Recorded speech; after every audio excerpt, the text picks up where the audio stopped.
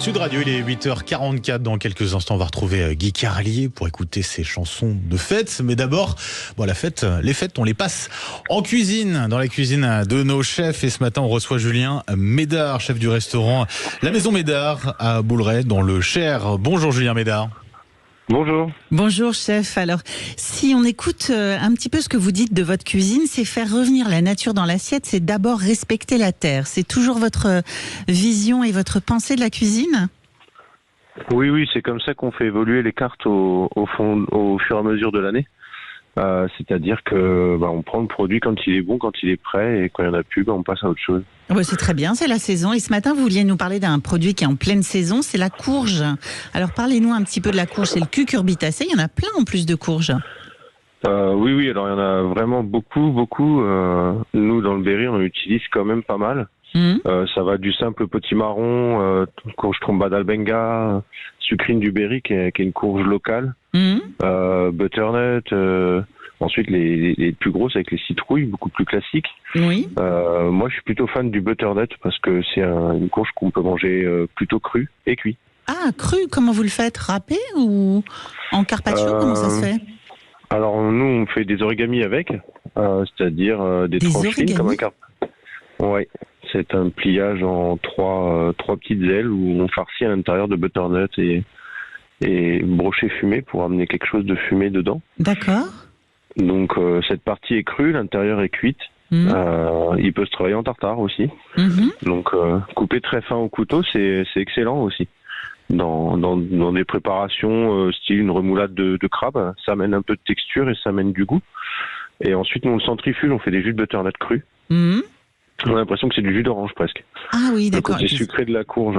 Et puis c'est plein d'antioxydants, le potimarron, la courge en général.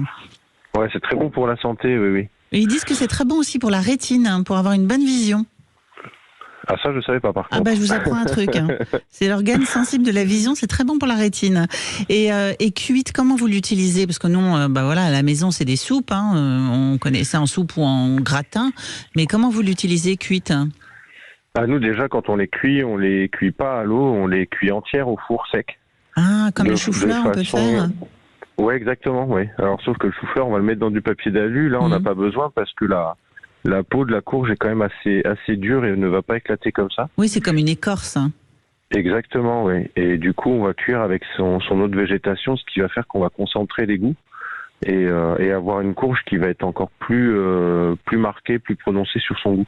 Alors, sachant qu'elle a une écorce, est-ce que quand vous la mettez au four, donc c'est cuisson douce, j'imagine, pendant longtemps ? Oui, on la met à 150, 160 maximum pendant 1h30 à 2h. Et est-ce que vous pouvez quand même mettre des épices ou des choses comme ça, ou ça ne pénétrera pas à l'intérieur du légume ?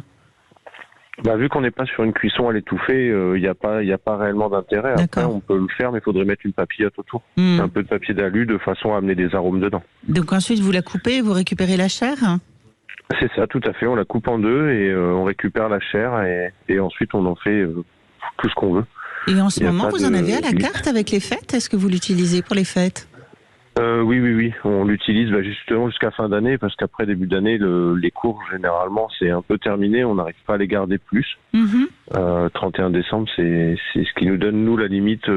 Chez nous, en tout cas, les temps sont trop humides pour les garder plus longtemps. Oui, c'est la fin de saison, Et on la travaille jusqu'au 31 décembre, justement, origami, et on la décline en deux services chez nous.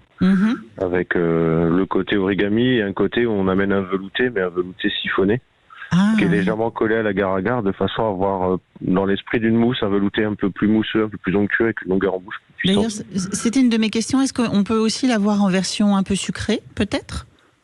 Alors ça, on travaille en ketchup, beaucoup, en condiment. Ah, d'accord, en condiment.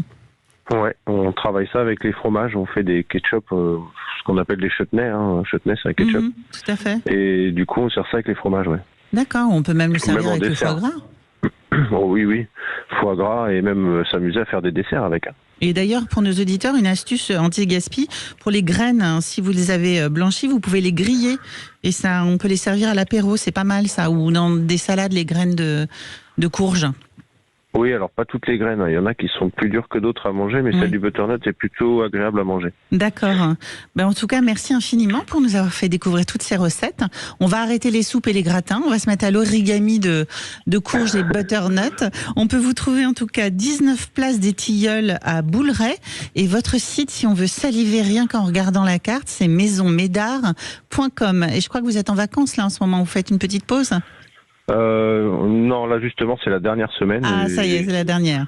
Ouais, on va jusqu'au 31. 31, on va encore régaler les gens sur le menu avant de passer l'année et ensuite on prend quelques jours de repos. Bon courage et puis après repos mérité. Merci infiniment. Merci à vous. Merci Julien Médard et bonne journée. Bonne journée, à bientôt.